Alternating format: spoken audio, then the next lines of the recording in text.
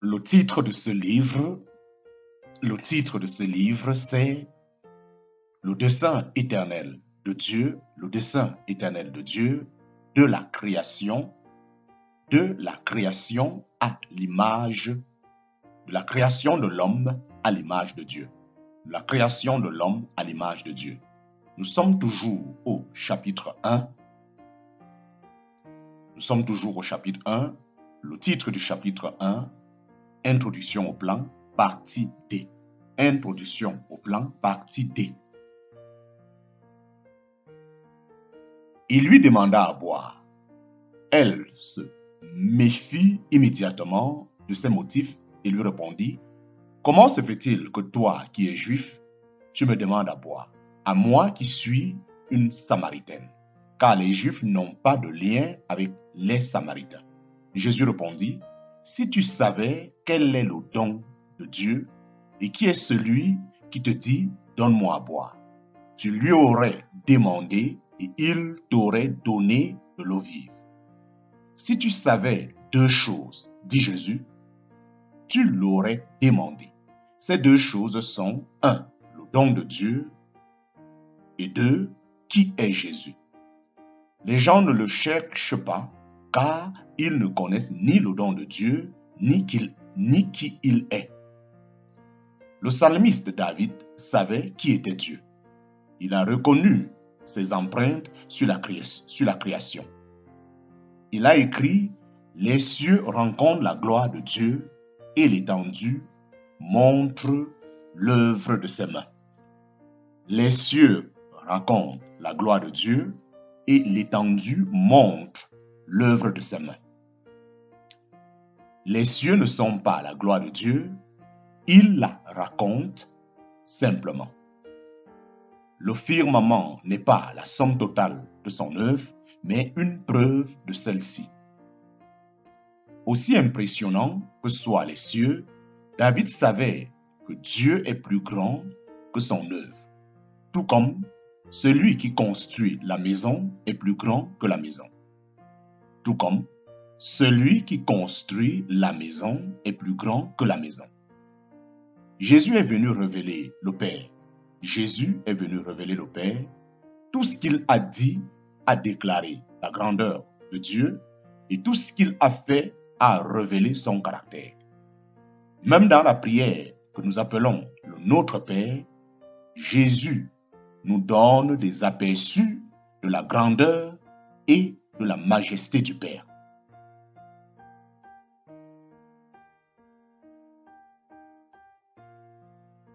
C'est à toi qu'appartient le règne. C'est à toi qu'appartient le règne.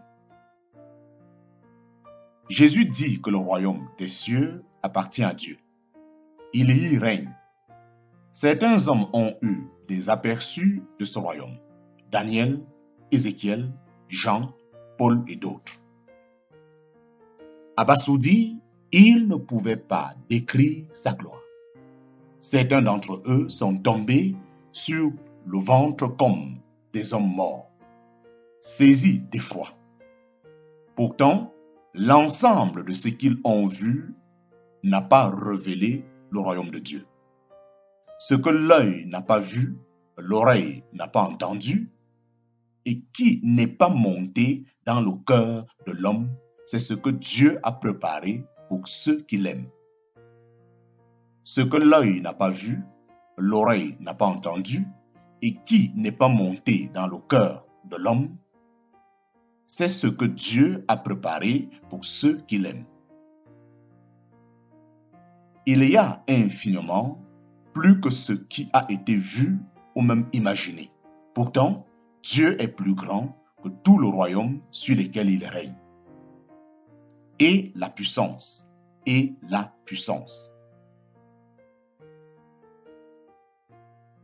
Jésus ajoute que toute puissance appartient à Dieu. Nous avons un petit aperçu de la puissance.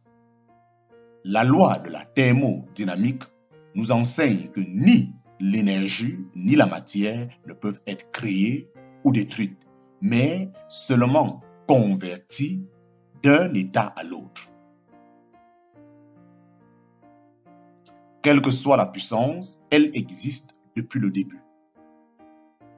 L'homme a appris à convertir la masse en énergie, mais il se bat encore avec le rêve de convertir l'énergie en masse.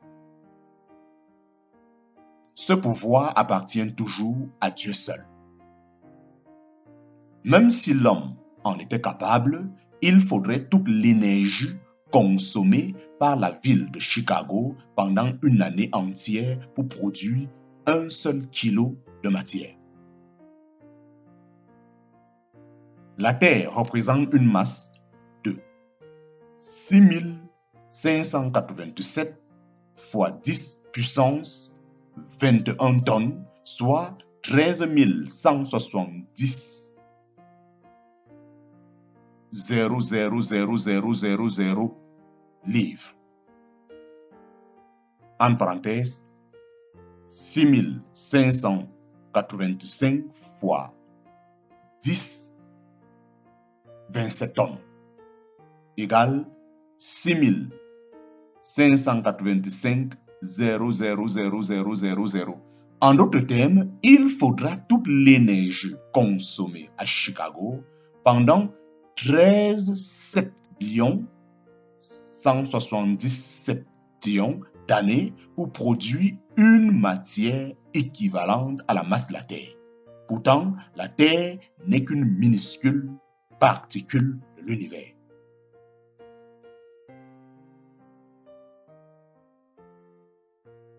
L'énergie qui a donné naissance non seulement à la Terre, mais aussi à toutes les galaxies est incommensurable.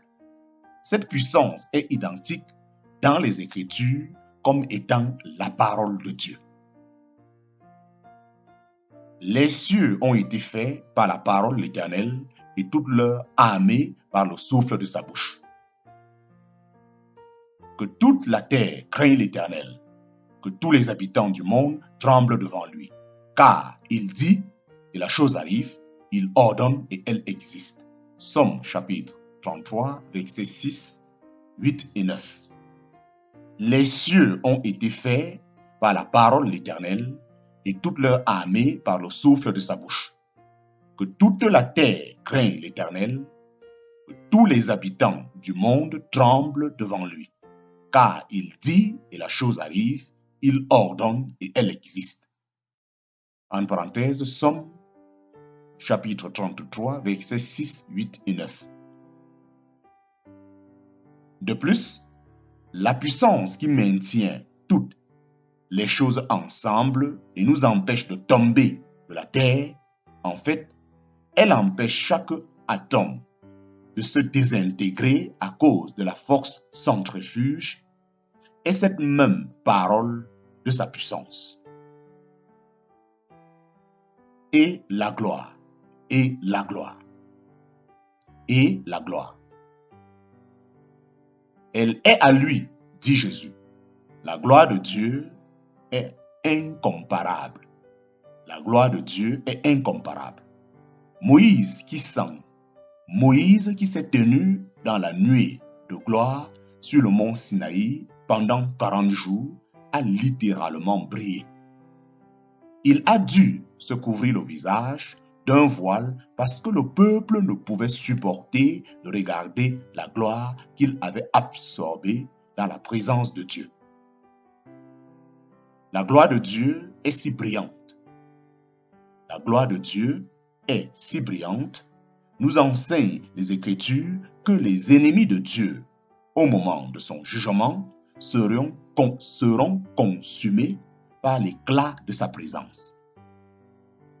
La gloire de Dieu est si brillante, nous enseignent les Écritures que les ennemis de Dieu, au moment de son jugement, seront consumés par l'éclat de sa présence.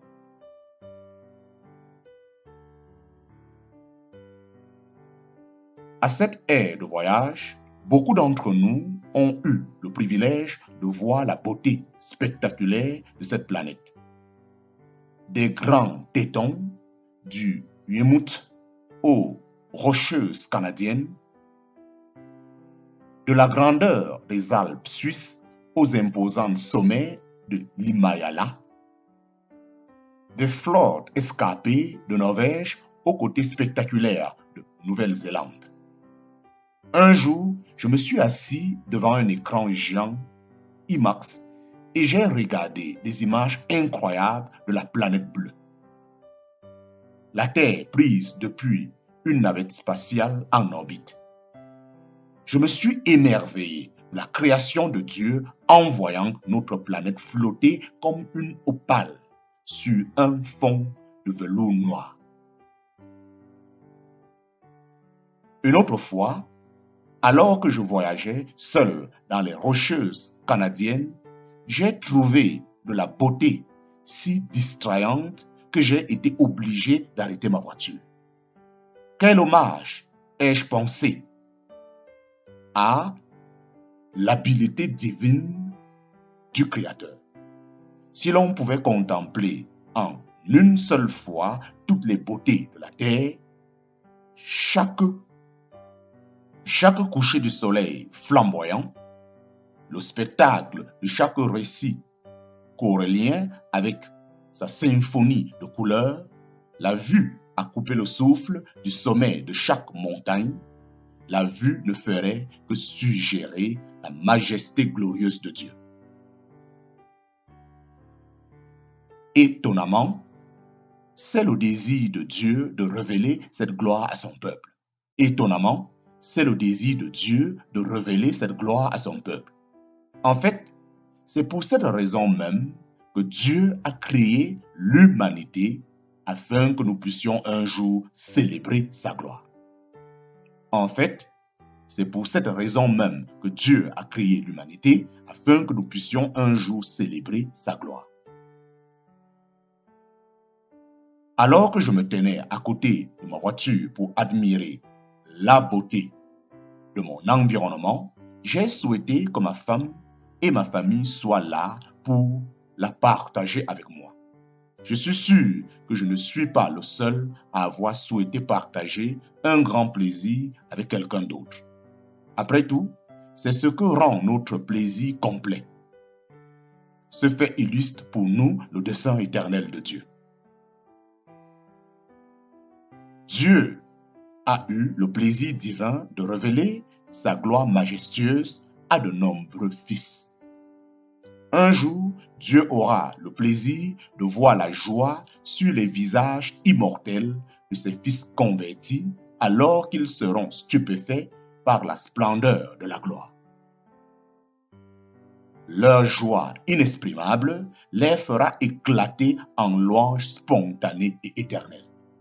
Et Dieu qui a créé, prédestiné, adopté et racheté son peuple spécifiquement dans ce but pour célébrer sa gloire, sera satisfait. Et Dieu qui a créé, prédestiné, adopté et racheté son peuple spécifiquement dans ce but pour célébrer sa gloire, sera satisfait. Certains qui considèrent Dieu comme ils considèrent l'homme peuvent trouver à redire à son désir d'être célébré.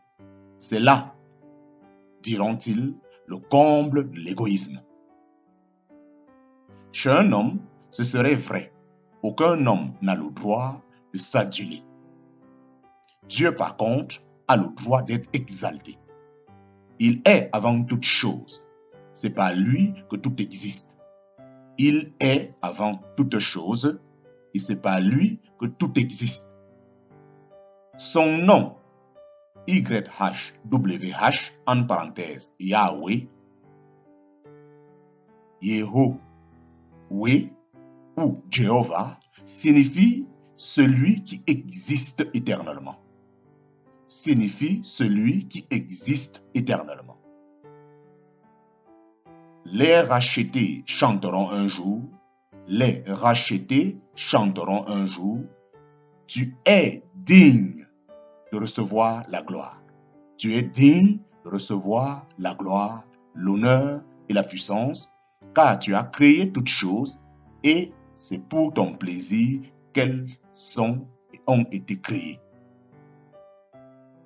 C'est pour ton plaisir qu'elles sont et ont été créées.